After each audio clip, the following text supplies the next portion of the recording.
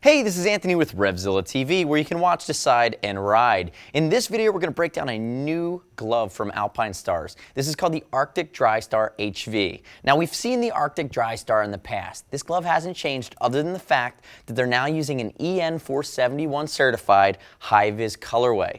Now, I know that we talk a lot about the hi-viz, but this video really gets this glove warrants its own video because that hi-viz option is so key. I'll tell you also that we don't see a lot of manufacturers. We see a lot of hi-viz jackets starting to hit the airwaves. But as far as gloves are concerned, this is one of the true color-fast EN471 certified hi-viz gloves that we see, and it's a great option for folks that want to go high-viz, so that's the touring, adventure touring, all-season rider that wants that extra visibility on his hands. Now, if we look at this glove, and I did mention we have seen it before, from a technical perspective, it's a step up from the Apex, and it's going to be slightly less technical than something like the Polar Gore-Tex, but it's really a cold weather glove. It's going to perform best, in our opinion, in the fall and in the spring in inclement conditions and active riding scenarios. So what does that all mean? There's not a lot of venting, so in the summertime you're going to be a bit warm. Also, there is Thinsulate in this glove, but it's not as beefy on the cold perspective, so in the wintertime, unless you're really actively riding in enduro or some type of condition that's going to keep your heart rate up, your hands might tend to get a little chilly. But in the spring and the fall and in the rainy times of the year, you know, with the Drystar membrane, your hand's going to stay comfortable, it's going to stay warm, you're going to have that breathability factor, so it's not going to get clammy as you start to sweat, and it's going to be definitely a solid amount of protection. If we look at it, it's a bit of a hybrid construction. You're going to have textile outer on the back of the hand, and as we flip it over, you're going to see externally stitched goatskin with Clarino reinforcement. And Clarino in this control area, that's synthetic suede, so it's a nice touch there.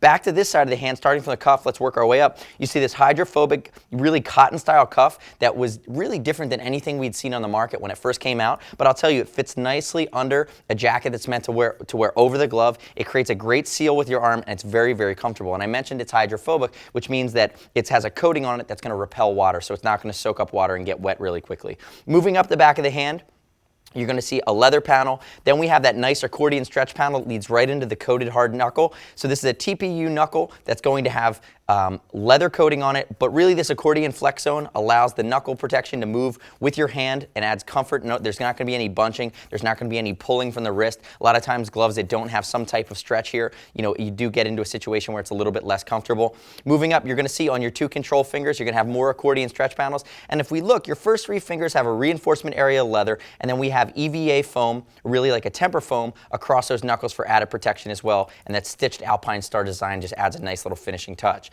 I also want to note the fourth finger bridge. So between your ring finger and your pinky, you have this leather bridge that comes all the way around from this leather piece of reinforcement that's going to help create stability. Again, if you're wearing this glove, if you're riding enduro, there's an even better chance that you're going to have a get-off with your bike. Having these fingers have a little bit of extra support, it's going to protect the outside of your hand and your pinky in a get-off situation. Moving towards the thumb and rotating around, you see additional reinforcement of goatskin here, working into our thumb knuckle, more EVA foam. You have a slight force shed here on the finger knuckle, which is an area of elasticity, and then you're going to have a coated layer with another piece of EVA on the tip of the thumb. Moving into the palm, I talked about the Clarino suede patch for great grip and some reinforcement in your high control area. There's a slight pre-curve on these gloves, and you're going to notice the external stitching keeps it really comfortable. Remember, there's a few different layers of material inside this glove. You're going to have your Thinsulate, which is going to be kind of the fleecy material that keeps warmth. You also have your Drystar waterproof breathable membrane that's going to keep you dry and keep you comfortable while allowing you to breathe. Now, looking down here, one of my favorite things about the Arctic Drystar, you know, in the HV version or not, is that we have this double layer of reinforced leather that starts in the palm of the hand. At the heel of the hand, you have a big piece of EVA foam here, and then that leather continues up with no seam. I love it when they do this reinforcement on the outside of the pinky when there's not an extra seam. We want to see as least amount of seams as possible because seams are weak points.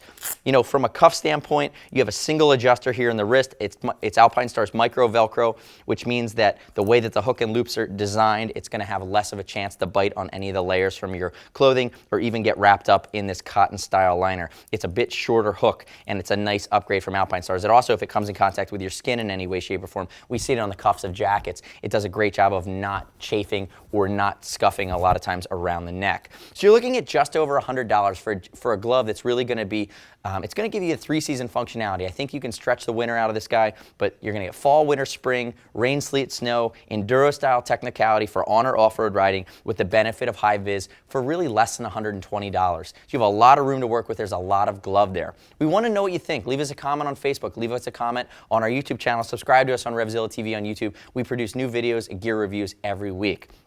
Also, the thing I want to home in on here really quickly with the Arctic HV is the fit. I'm wearing an extra large. I find that to reign true with most Alpinestars gloves. I'm a large in most American cut gloves. I'm about a 9, 9.5 if you measure my hand with the numeric size chart. But in Alpinestars, I tend to be that. They tend to be a little bit more snug, a little bit more Euro sized. So I typically go up a size from American gloves.